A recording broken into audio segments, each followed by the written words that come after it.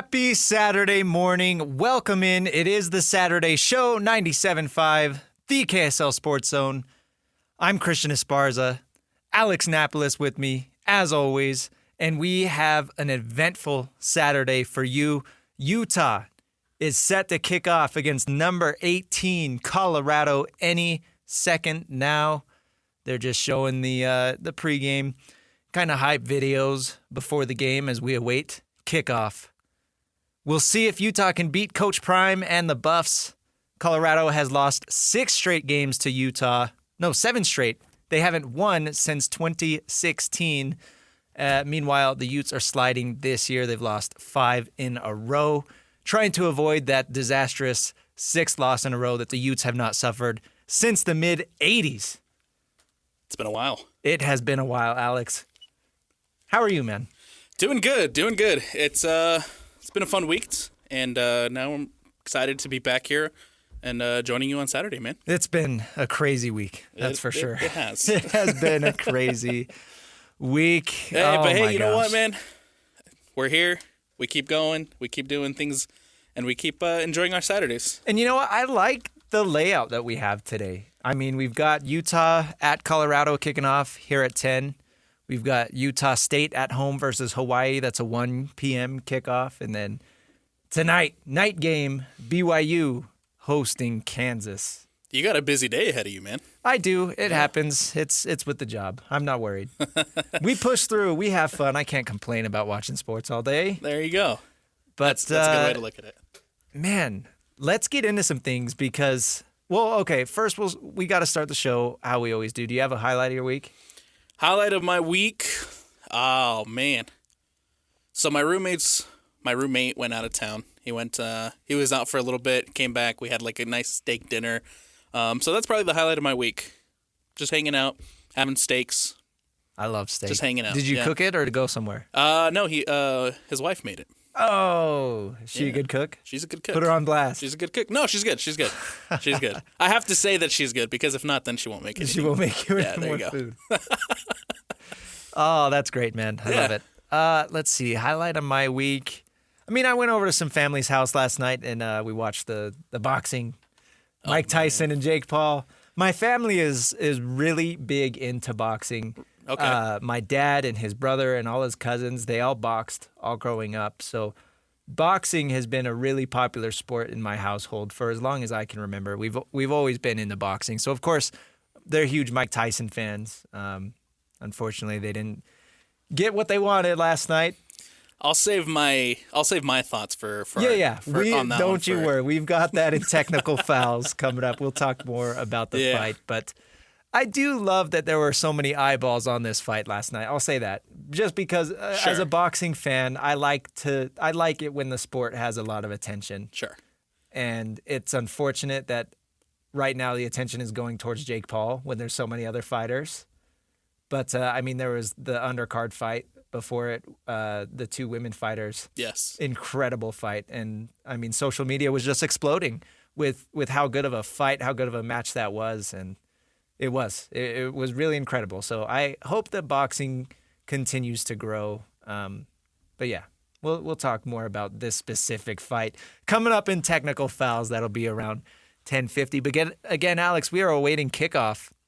Utah at number 18, Colorado, and this game has some drama.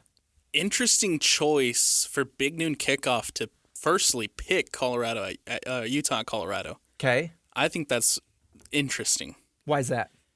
Just because with the way Utah has performed and the way Utah has been this year, it just doesn't seem like this game would generate that much hype. Right. Enough hype for a big noon kickoff to be there.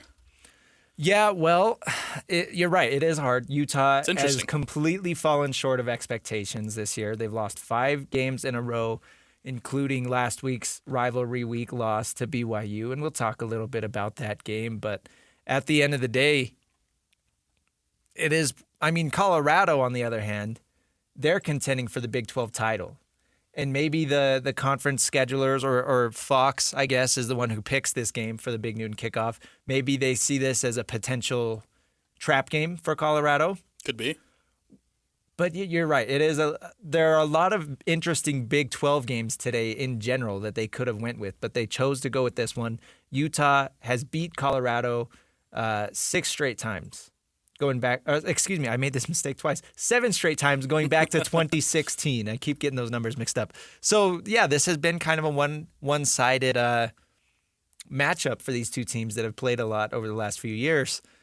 We'll see what it looks like today, though. Colorado at home, welcoming Utah, who has quarterback questions. Quarterback drama. Go figure, Alex. Utah and quarterback drama. Life, or what's the saying? How does the saying go?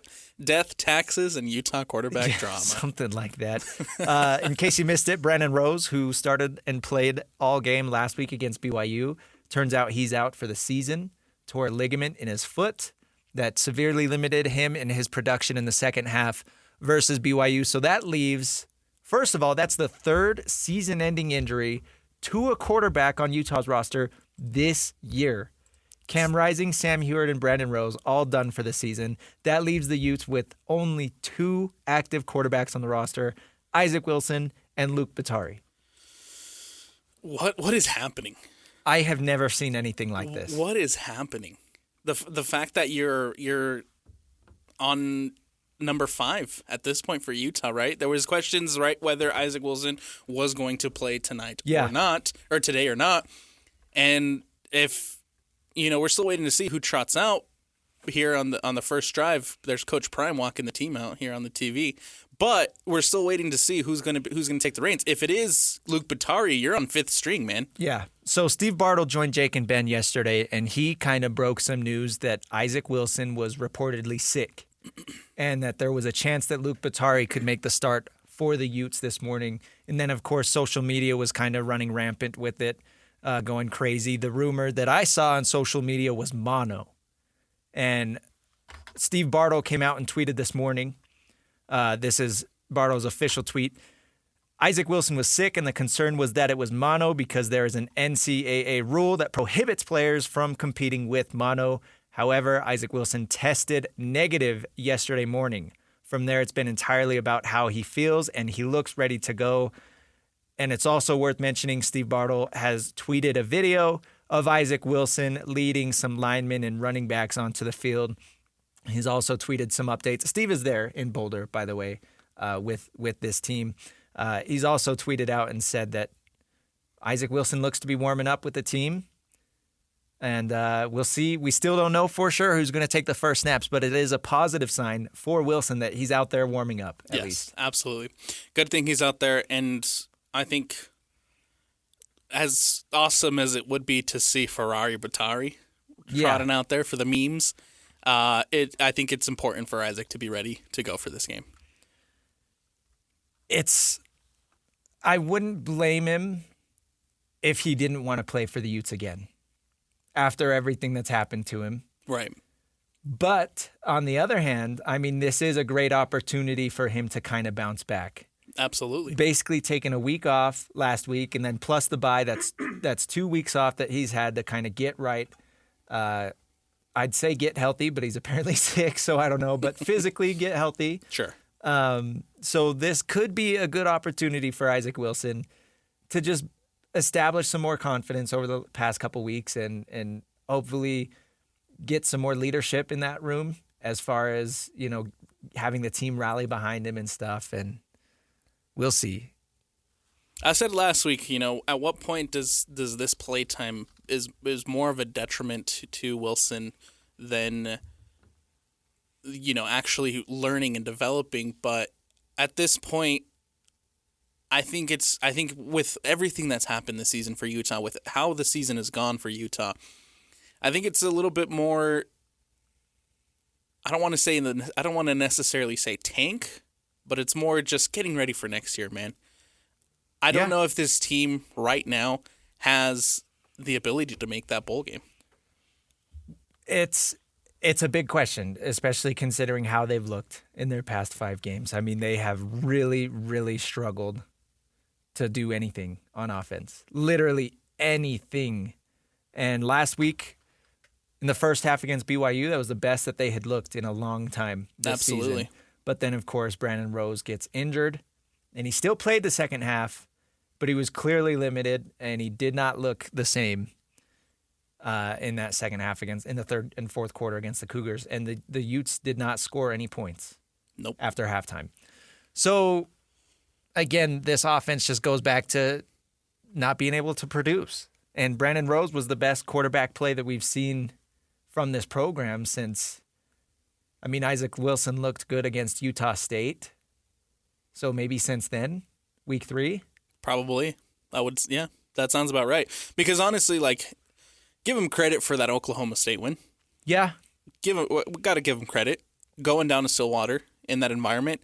And at that point of the season, right, we didn't know that Oklahoma State was going to fall off the way that they did. And we didn't know that Utah was going to fall off the way that they did.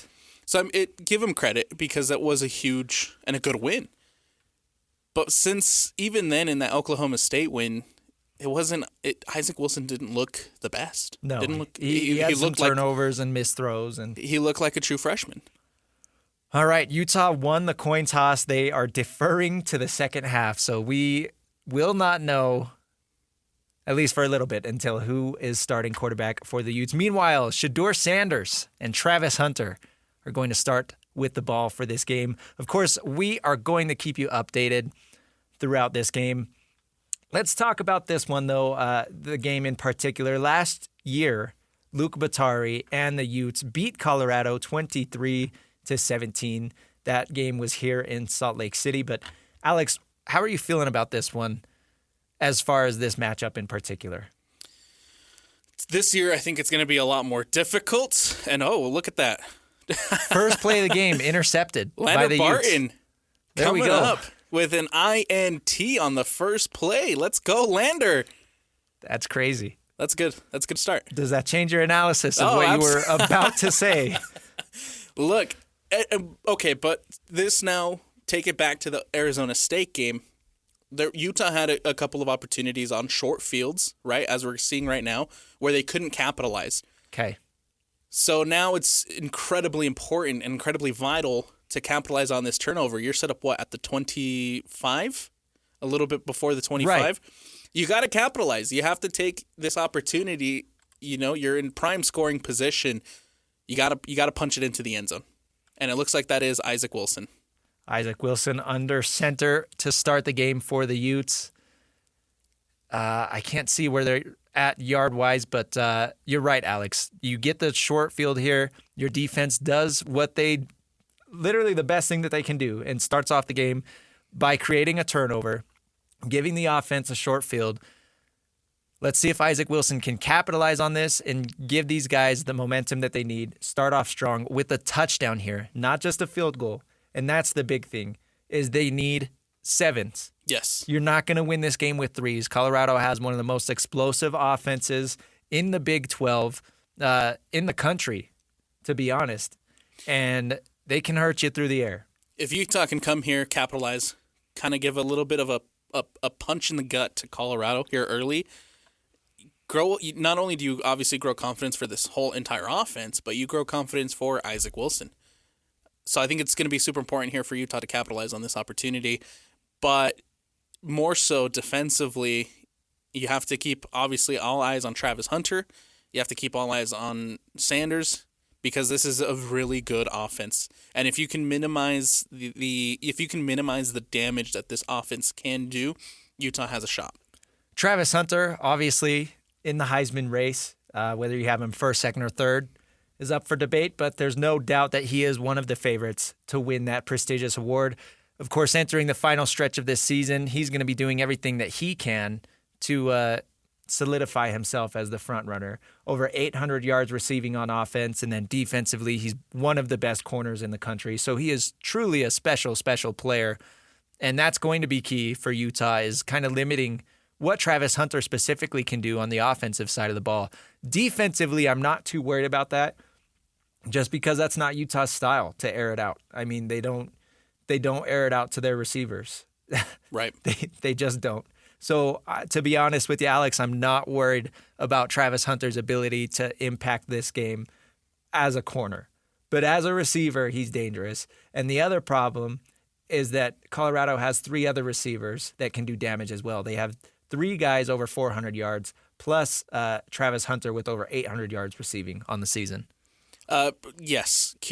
Alex Curie on JJ and Alex made a really good point earlier this week where he mentioned that in a lot of, yes, Travis Hunter does a really good job of impacting the game. However, a lot of times he's a decoy and they air it out to the other receivers who, again, are super talented. And so that's part of what makes this Colorado offense so dangerous and so explosive is the fact that all eyes are going to be on Travis Hunter. But the second you have an opportunity to shut down Travis Hunter, the other receivers are going to step up and make plays. And so you can't give Travis Hunter space, because if you give him space, he's going to capitalize. But Right. you also have to focus in on the other guys, because there's just probably not just as good, but they still have the ability to make a huge impact on this offense. Yeah. Utah shooting themselves in the foot on this first drive. Yes. And that's concerning. Back-to-back penalties. We talked about gifting the defense, gifting the offense with dang near perfect field position. Penalty on the offense, and then did they get a timeout before the other penalty was called? I saw the flags come out before it went to break, but I'm not sure.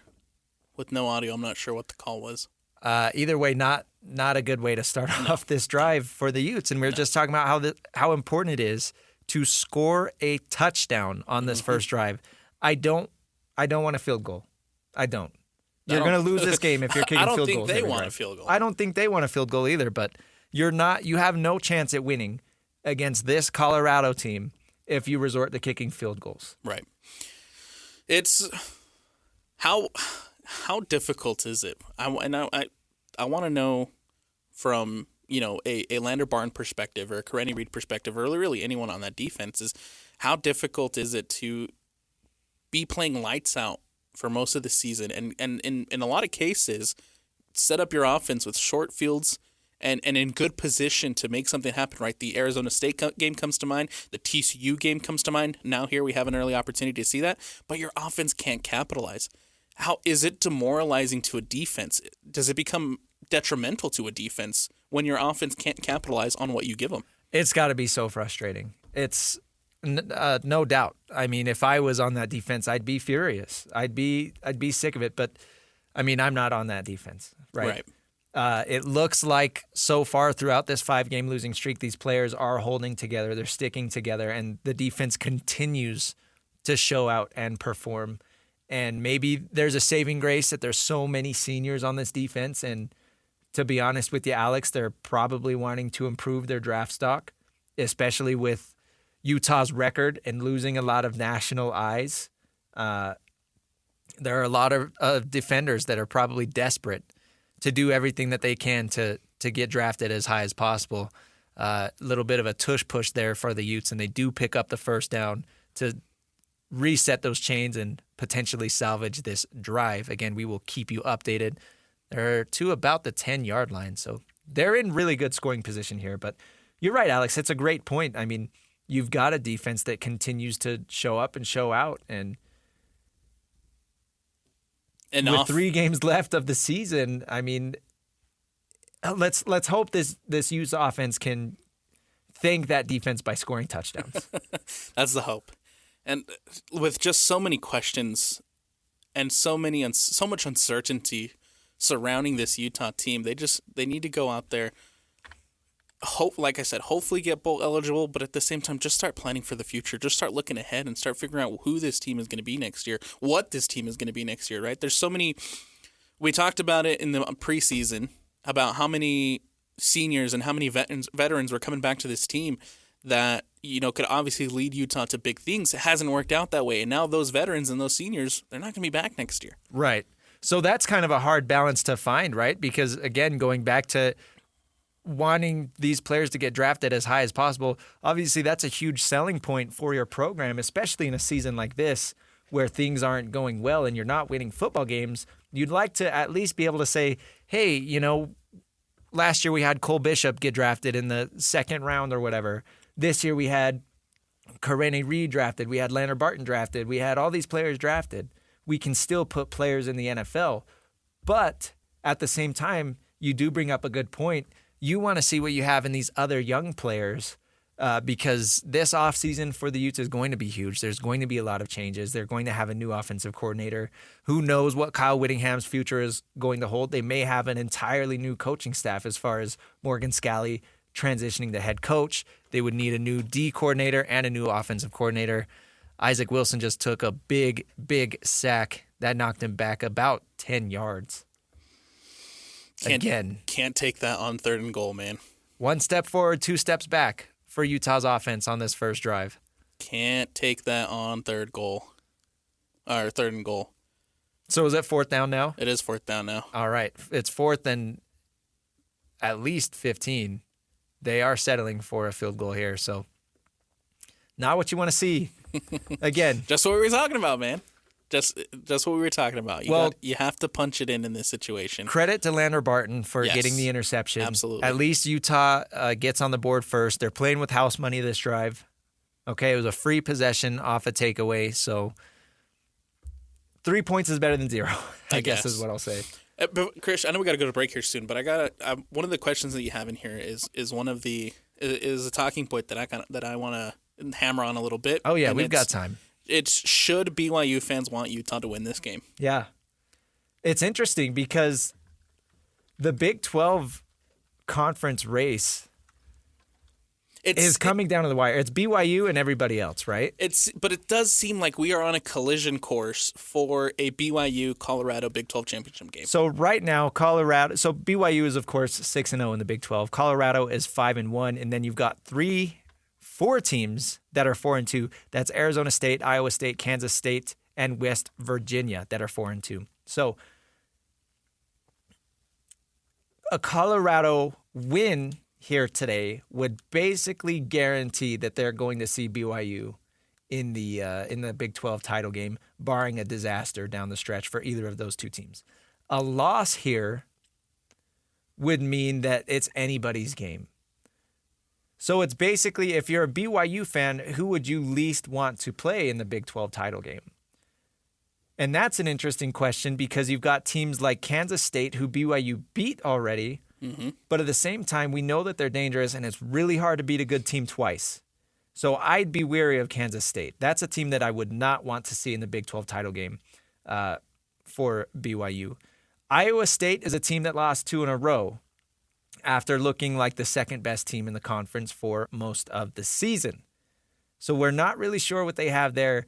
But then you look at Colorado and, they've got a Heisman favorite. They've got a first-round quarterback in Shedeur Sanders. And, again, they're rolling. They're one of the best teams in this conference. So what would a loss to Utah mean for Colorado? It would mean that, they have a lot of work to make that Big 12 title game. But then as far as when the game is played, it's a big game. If Utah were to beat Colorado today, Colorado would have to obviously win out the last 2 games and then hope for some help, right? I can't go through all the tiebreakers right now, but they would need a little bit of help from somewhere else to potentially make it into that game. Colorado needs to beat Utah and win their last 2 games for them to say safely they can make it into that Big 12 championship game. And honestly, if I'm BYU, I want Colorado to win this game. I was thinking about it too, and I think I'm with you because that means if we get a BYU-Colorado Big 12 title game, you want Colorado to have the best record possible. So just in case, if you lose, your loss looks a little better. Yes. And you still have a chance at making the college football playoff. Yep. That's 100%. You're right on. You hit the nail right on the head. You want it to look good, but at the same time, there's so many national articles and national media who have already put out, every time that the CFP rankings drop on Tuesday, they put out their predictions and they put out what they think the bracket's going to look like for them. And nobody's respecting BYU. No, and that's something that we've seen all season long. Everybody has Colorado beating BYU in a Big 12 championship game. And I just right now, I just don't see it. I think BYU is a lot better than what the national media has given them. I mean, 100%. They're one of, 4 undefeated teams left Absolutely. in the FBS. So I'm right there with you. It's hard to win 9 straight football games, especially looking at some of the teams that BYU has played. SMU looks like a powerhouse. That Utah rivalry game is always going to be tough. They beat Kansas State. And then, you're right. It's kind of frustrating from our end. I mean, here locally to see BYU continually get disrespected. And then you hear all the chatter about a potential 3-loss SEC team making the college football playoff over 2 Big 12 teams. And it just doesn't make any sense. But this is the disrespect that we're going to continue to see simply because it's not the SEC and it's not the Big Ten. Right. I think at the end of the day, if you're a BYU fan, you almost want Colorado to win this game. To not only obviously set up that Colorado BYU championship game, but just I think if you have that game, you win or lose, I think it helps your resume. If Colorado goes into this Big 12 Conference Championship game with just the 1 loss, and that potentially will set you up for what we hope is a playoff bid for BYU. That right there is what Utah needs to do more of in order to win this game. Not to interrupt your thought, Alex, I'm sure that BYU fans will have no problem cheering against Utah today. But that's another one of my keys to the game for Utah to win this thing is to get sacks. Utah just got a big sack there on 2nd down. Colorado has one of the worst offensive lines in the country as far as sacks allowed, but a lot of that is on Shedeur Sanders, as we see right there, holding on to the ball too long and just creating bad situations for himself. Oh, almost threw another interception there. Yes, this O-line, we had a lot of questions about this O-line coming into this season. They have improved, I will say. They have looked better at times, but there's still moments where they're giving up easy plays and easy sacks. And I think Utah, who has sometimes struggled to get to the quarterback and make those sacks, I think today's a good opportunity for Utah to get some sacks and get some confidence going. Sorry to interrupt you for a sec, but that's one thing that's been kind of frustrating for Utah is they've done a good job at getting into the backfield and getting pressure. Yep. They just have not been able to convert those into actual sacks. So we'll see if they can do that today. Colorado with the big penalty on 3rd down that's going to force a 4th down. Utah's going to decline the penalty. We've got to get to break. We will keep you updated on this game throughout the show. Very excited to have this game on during the Saturday show. But up next, Alex, let's talk some Utah Jazz. You've got the Jazz sweater on, and they looked good the other night, so I can't wait to talk about them. This is the Saturday show, 97.5, the KSL Sports Zone.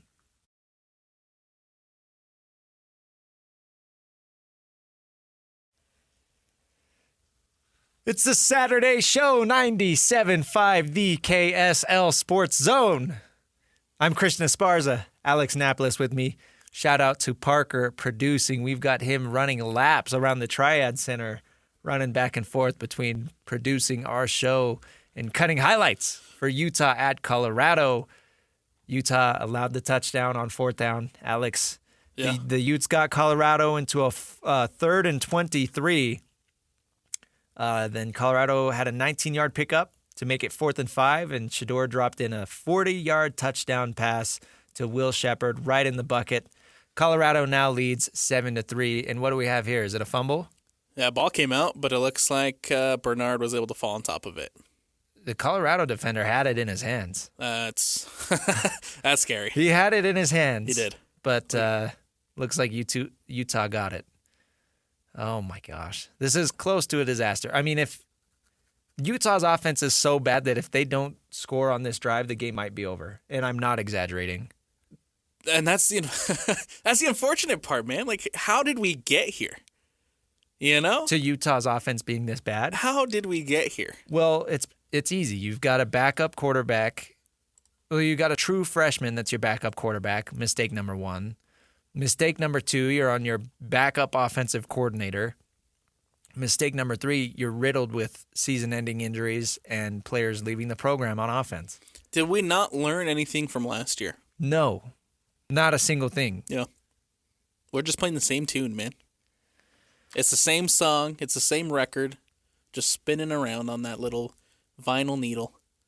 All right, let's talk Jazz. Okay, let's see. Isaac Wilson just missed a throw on a third down. Sorry, listeners. We're watching the game. No, let's talk Jazz, Let's Alex, do it. because they had a big win the other night. Let's they beat do the it. Dallas Mavericks at home, 115-113. It was the Jazz's first home win of the season. Of course, the Mavericks were in the finals last year to represent the West. They haven't been great this year, but it was kind of a weird win for this team that, you know, everybody's expecting to kind of lose as many games as possible. But how about 2 years in a row? Seems like they've nailed a rookie in the draft that is able to contribute immediately. And so far through this year, Kyle Filipowski is that guy. And he's been able to come in and he looks like he belongs. And there you go. Utah punted it away. Colorado returning the punt for a touchdown. This thing's over. Yeah, Parker's saying shut it down. It's over. There's no way Utah comes back from this. They look dead in the water already. Yep. Through the first quarter, man, this is probably worst case scenario, right? You start off with the interception and it looks good, and you're like, hey, you might have to take an early lead here, and then they go down, they score the touchdown, and then you give up the punt return for a TD. Which, by the way, back-to-back returns for touchdowns against Utah. 2 weeks in a row. 2 weeks in a row, yes. Well, last week was a kickoff. Yep. But this week is a punt. Either way, bad news for Utah's special teams. Anyways, let's go Jazz. Yep, let's get back to the Jazz. Before we get too sad about this Utah game. Kyle Filipowski, looking really good, yes. Alex. I mean, shooting-wise, 41% from 3, 57% from the floor. But what he does even better is he just knows where to distribute the ball, whether it's kind of taking a rebound off the glass and pushing the ball up the floor in transition, or maybe being part of a set play on offense and knowing how to make a quick decision with the pass and not, holding onto the ball and taking time to survey the floor and whatever. He knows how to keep the ball in rhythm, get it out fast, and basically put it into position to lead to a bucket. And he's really, really been playable and versatile for this Jazz team. Right. And that's the best part is, we saw him get some minutes in a kind of reserve role. And then Walker Kessler goes out with an injury, and that opens up some more playing time for Filipowski, and he's able to fit within a lot of different lineups for this Jazz team. So I think that's very encouraging that he's basically showing from right away Kyle Filipowski's able to be a plug-and-play player. And I don't know if he's ever going to have the highest ceiling, but his floor looks to be pretty high right off the bat, which is all you can ask for from a second-round pick. Absolutely. And first, I want to start off by saying good on the Jazz for kind of taking advantage of this Dallas team who came into this one struggling a little bit, right? Yeah. This is a Mavericks team who obviously was in the NBA Finals last year. This season, off to a good start, but they're kind of in a little bit of a tailspin right now, right? 4-game losing streak. 4-game losing streak. Good on the Jazz to take advantage of that and get a win at home and avoid that worst start in franchise history at home. Yeah. That first, good for confidence, good to not lose. To go off of what you said, yes, Filipowski looks like he's been good. He's been good so far for the Jazz. Very versatile. I've liked what I've seen from him, and we heard it during the draft and a little bit after the draft is how I wouldn't say lucky, but it was good for the Jazz to pick him up second round, right? They didn't think he would fall that far, but he did, and so they took advantage of the opportunity. And so far, it looks like it was a good move. It was a good pickup for Utah. Really liked what I've seen from the rookie so far. Yeah, that's, again, second-round pick. Take a shot at the kid who went to Duke, right? And defensively, he's not the best. He's still got a lot of room to grow. I don't know if he's ever going to be the type of shot blocker, type big that Walker Kessler is, but he at least shows a willingness to be in the right position and keep his feet moving. And, that's better effort than what we saw Luka Doncic do the other night. So That's a step in the right direction. My question for you is another player has been really shining for the Jazz so far, and that's John Collins. Is he too good? Is he playing too good for the Jazz right now? Because they don't beat Dallas without John Collins. If you're a tanker, are you worried about how well he's playing? Yes and no. Okay. Last year, I don't know if you remember this, Christian, but there was a lot of criticisms from the fans about John Collins' play, right? He was a good player at the Hawks, kind of not so great his last season with them, gets traded to the Jazz, and we probably, I think a lot of people expected a lot of big things and good things from John Collins. Maybe underperformed last season. Yeah. Maybe underperformed a little bit to start this season too, but since he's taken off and he's looked a lot better, I think this Jazz team has looked better with him. Yeah, and it's kind of an interesting deal as to why he's taken a step forward. The thought is kind of that he's now coming off the bench, right, with Walker Kessler, the starting center, and I know Walker's missed 2 games because of a bruised hip, but John Collins was kind of, I don't want to say demoted to a bench role, but they moved him to the bench.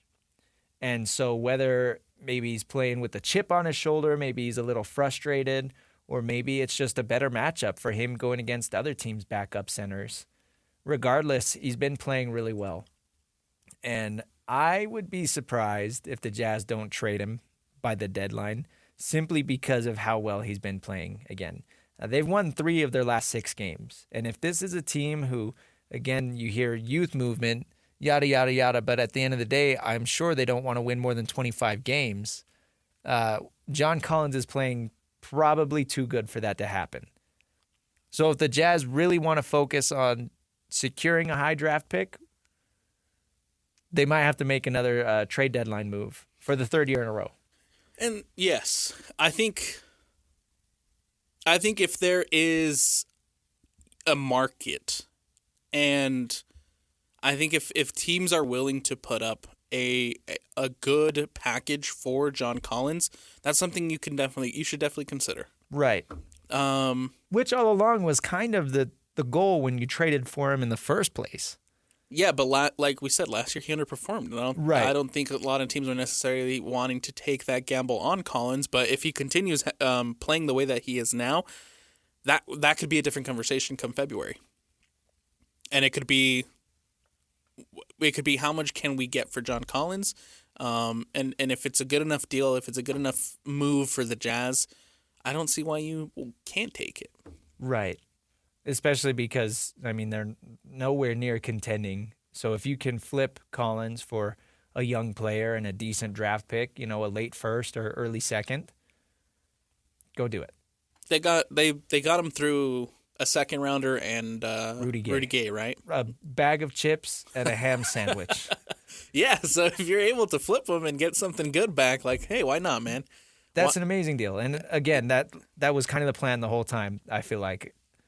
It's maintaining flexibility. It's either you have this veteran that you can flip for picks and or players, or you have this guy that is a proven vet and can contribute to winning basketball if you're able to make that flip, that switch as a roster. So far, the Jazz haven't been able to make other moves to turn themselves into contenders. So now they're kind of just going to be developing their youth and flipping their vets for more assets. And it like I said, if there's a market for Collins and if there's a good enough offer, as we get closer to the trade deadline, here in a couple of months, I don't see why you don't take the opportunity to add some more to your war chest, right? We talk about the chest that the Jazz have, and it's already a pretty big, sizable chest. So might as well, if there is a market, and if you are 100% full in on the youth movement and on, they're never going to come out and say, "Oh, we're tanking." But if you're in on the tanking, I could see them doing it. Jazz at the Kings tonight, 8 p.m. tip-off, 7 p.m. pregame here on the Zone. Walker Kessler continues to remain out on the injury report. Lauri Markkanen is day today, so we are going to see more of John Collins and Kyle Filipowski tonight. We'll see how they look for the Jazz. Did you see the the Kings city uniforms. Obviously, there was a big deal that the Jazz released their purple city edition uniforms. Have you seen the Kings? I have not. Okay, so they I'm gonna have to pull debuted. this up. You got to Google it. They debuted their city edition uniforms as well as a new mascot, and it's kind of creepy. I saw the mascot. Did you? I did see the mascot. And yes, the mascot is Roy Al is his name. A new mascot inspired by the logo on their shorts of the city edition jerseys. He basically looks kind of like Superman, except his head is a basketball, and he's wearing a king crown, and he's got blue hair. He's pretty unnerving. That's He's pretty creepy. It is a little creepy, and if I were a kid, I would be a little. I think it's the eyebrow. He has one normal eyebrow, and then his other eyebrow's stuck in a infinite squiggle. It's like a raised eyebrow. Yeah. He is. You know, you'll talk to little kids that are scared of mascots. This is the mascot this is that what little comes to kids are mind. scared of. He is a little haunting, but Yeah. it does give me a good idea for a Halloween costume next season. Oh, he's funny looking. That's cool though, I guess. I don't know what their other mascot is going to do while this guy's taking the floor, but The other one's just a regular lion, right? yeah, something like that. Yeah. We'll see. Anyways, that's enough Jazz talk. Utah punted the ball away again. By the way, Isaac Wilson missed a throw on third down. And took a sack. So the Utes had to give the ball back to Colorado. Colorado is driving at about... Oh, no, the Utes got the ball back. They forced a punt. Okay. Looks like 1st and 10 for Utah. So, again, stay tuned. We're going to keep you updated throughout this game. Coming up next, Alex, we've got technical fouls. We both mentioned we want to talk about that Mike Tyson fight last night. So we'll get into that and some more on the other side. This is the Saturday Show 97.5, the KSL Sports Zone.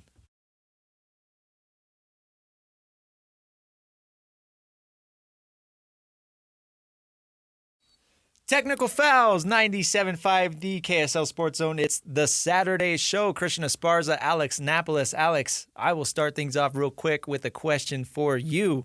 Have you ever heard of the announcer's jinx? Yes. As someone who's out there doing high school games, yes, I'm fully aware of the announcer jinx. In case you missed it, in our first segment, we were talking about this Utah-Colorado game. I said that Travis Hunter for Colorado, Heisman favorite, was not going to have much of an impact as a corner because Utah does not throw the ball to their receivers that much. Guess what, folks? Travis Hunter just pulled down an interception, and Colorado's rolling. So I'm sorry. I'll take the blame for that one. Technical that foul. one's my fault. Technical foul on me Christian to start the bat. Oh, no. All right. Okay, that's out of the way. So, yeah, Colorado's got the ball back off the Travis Hunter interception. Let's see what they do if Utah's defense can get another stop. That is enough for that. We're in commercial now, so we can actually talk the show. Another big one, really obvious, Mark Harlan gets a technical foul for basically hijacking the press conference last week after the BYU-Utah game. I'm not going to get too much into it because everybody knows what he said, what he did, but I want it to be known that I'm giving him a technical foul for that. What constitutes the technical foul for you? Just out of curiosity. I personally think that it's a bad look for the AD to come out and it's one thing to complain about the game being stolen because of officiating, but in particular for Mark Harlan to say, I was happy to be in the Big 12 conference, but not tonight. This is a conference that basically threw a life raft to Utah after the Pac-12 dissolved. They did not need to invite Utah to this conference, but they did. Utah could have been with Oregon State and Washington State as, you know, the final survivors of the Pac-12, but the Big 12 took a chance on them, and they didn't have to. And based on all the fan behavior about talking about running the Big 12, and they're too good for the Big 12, and they can't wait for the invite from the Big 10, and then your record, and then Mark Harlan coming out and saying that, like it's a really bad look for the Utah fan base as a whole. Yeah. I don't think you're getting in. Well, I guess we'll see what happens. But I think the biggest thing for me was was him on the kickoff return being on the field yelling at the officials, Right. and getting the penalty against Utah's sideline. That to me is Of course. Again, a bad look. is terrible. It's a bad look all around. Yeah. So, and I mean, everybody's talked about it. Like if Utah would have ran that kickoff back for a touchdown, it would have got called back because of the AD. So, Mark Harlan, technical foul. But of course, the big one, we got to talk about Jake Paul and Mike Tyson. The entire world, except for Parker, seemed to be watching last night. Parker is snoozing in the studio. Did you watch it? No, No. I Okay, didn't so I'm the watch only it. one who did. I didn't watch that. All right. I mean, I got to do a technical foul. It was just, I don't know. It wasn't any different than what people were expecting, right? It was a 56-year-old guy fighting a 27-year-old guy. That's the thing is, people did have expectations for this. Right. I think everybody got caught up in the nostalgia of what Mike Tyson was 30 years ago. That's a really, really long time. And I know that everybody hates Jake Paul and everybody was hoping that Mike Tyson would be able to do something. But if you take a step back and really think about it, like it's pretty ridiculous to expect Mike Tyson to beat Jake Paul in a boxing match, considering the circumstances. Say what you want about Jake Paul being a fake boxer, not fighting anybody. Like I agree with all of that, but he physically is still in a better place than Mike Tyson is. Yes, that as it should be. Right. You can't, I mean, Jake Paul has been doing this boxing thing, I'm doing air quotes, boxing thing for several years now. Sure. So it's not like Mike Tyson is just in a street fight with some random guy outside of a bar. Right. This is, I mean, I'm talking about Jake Paul right now. He has somewhat boxing experience. Yes. Multiple years of that. Yeah. Mike Tyson can barely walk. I mean, he was wearing a knee brace last night. There were a couple times where it looked like he was going to fall over because his legs were unstable. Like, Mike Tyson landed, I think it was 18 punches throughout the whole fight. Yes. 8 rounds. I think there's a lot of technical fouls to dish out on this whole thing. Right. Jake Paul is a walking technical foul. I agree with that, Parker. Yes. There's multiple technical fouls to give here. First of all, the people who were disappointed with the fight, I didn't watch it because I knew what it was. Right. It's a cash grab for both of these guys. Yeah. Mike Tyson is 58. I don't know I don't know why people had high expectations. I get that there was so much hype around it. I get that the media was like, "Oh, Mike Tyson's back," but he's 58. Yeah. I don't know what you expected, and people online complaining about it and it's like, what more did you want? I like when people are saying that it's rigged because Mike Tyson lost. Yeah. It's not rigged. He's 58. When's the last time he boxed, If Mike Tyson is really that down bad for some retirement money, go make The Hangover 4. Well, and he's not, is the thing. I mean, he does so many podcasts and Sure. media appearances, unless he has like a severe gambling addiction or whatever. I can't imagine that he's running out of money. No, I don't know. I don't know what this was. I'm totally with you. My next technical foul goes to Netflix. Yeah. Netflix is the worst. And now you have live events and live productions going on, but their servers can't handle the traffic. Wasn't going to watch it, but then I was like, you know what? I'm not doing anything. I don't have anything better to do. So I tried to turn it on. I couldn't even get in. Yeah. Well, right as the fight started, Netflix crashed. Mm-hmm. It's to be expected. I mean, again, it seemed like the entire Twitter world was watching the fight. So Netflix, they had never done something like this before as far as live streaming a sporting event. And yeah, it didn't go well. They had quality issues throughout the night, even on the undercard fights. And then hopefully they can get this stuff figured out because they're planning to do an NFL game. Yes. In the playoffs. Based on what we saw last night, I'm not confident in their abilities at this time. No, technical foul to Netflix. And my last technical foul goes to the fans in the stadium. Did you see how many brawls broke out in the crowd? I did. During, before, and after the fight? I did. Why? What are we doing? What are we doing? Why are we fighting in the stands? 80,000 people at Jerry World. I will give them credit, though, because they were all booing Jake Paul, and I thought that was cool. There you go. The entire stadium was, multiple times, booing Jake Paul.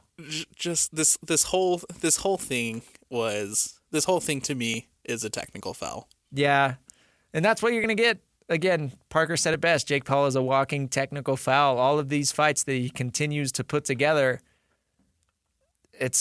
credit to him for making money, but it's not boxing. Parker says no credit to Jake Paul for this. Again, and this is a point that I've made, a lot of people make, he's only fought one boxer. It was Tommy Fury, and he lost to Tommy Fury. The only people that Jake Paul can beat in a boxing match are 39 or plus. And not even, I don't think any of them were even boxers besides Mike Tyson. He'd beat a retired MMA fighter, a retired NBA player. Yeah. Technical foul. Again, to the whole thing. All right.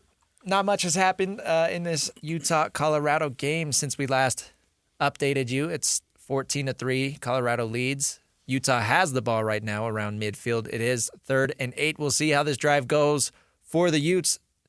13 minutes to go in the second quarter. Stay tuned. We will update you throughout the show. But, Alex, we've got to talk about another big game tonight, BYU hosting Kansas. We will get into that in the next segment on the other side of this break. This is the Saturday Show, 97.5, the KSL Sports Zone.